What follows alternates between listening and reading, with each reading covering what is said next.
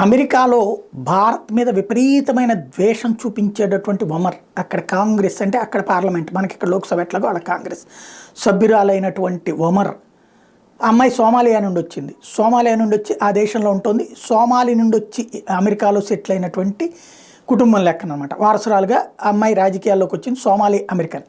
తను భారత్ మీద విపరీతమైన ద్వేషం. ఓ పక్కన సోమాలియా దొంగల నుండి కూడా భారతదేశం షిప్పుల్ని కాపాడుతున్నా సరే పడి ఏడ్చేటటువంటి తత్వం. ఇప్పుడు ఆమెకు సంబంధించి ఒక ట్వీట్లు వీటి ద్వారా ఎప్పుడు భారత్ని టార్గెట్ చేస్తున్నది. భారత్ మీదన సైకలాజికల్ గేమ్ నడిపేటటువంటి మేధావుల ముసుగులో ఉండేటటువంటి వాళ్ళలో ఈమె లాంటి వాళ్ళు ఒకళ్ళు. ఇప్పుడు కీలకమైనటువంటి అంశం వెలుగులోకి వచ్చింది. ఏంటంటే ఈమె గారికి సంబంధించి సోమాలి బాండ్ అమెరికన్ కాంగ్రెస్ ఉమెన్కి సంబంధించి డిఎన్ఏ టెస్ట్ చేస్తే వాళ్ళ బ్రదర్ డిఎన్ఏతో 99.9% మ్యాచ్ అయిందంట. డిఎన్ఏ ఎవరిది మ్యాచ్ అవుతుంది?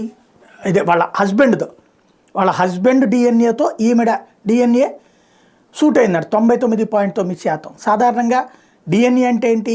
ఒకే కడుపును పుట్టినటువంటి వాళ్ళకి లేదా ఒక వంశంలో డిఎన్ఏ. ఇప్పుడు దాంట్లో లెక్క చూస్తే ఈ అమ్మాయి తన బ్రదర్ని అక్కడికి భర్త పేరుతో తీసుకొచ్చిందన్నటువంటి విషయం బయటపడింది. ఇప్పుడు ఆ విషయం మీద దర్యాప్తుకి ఆదేశిస్తున్నారు.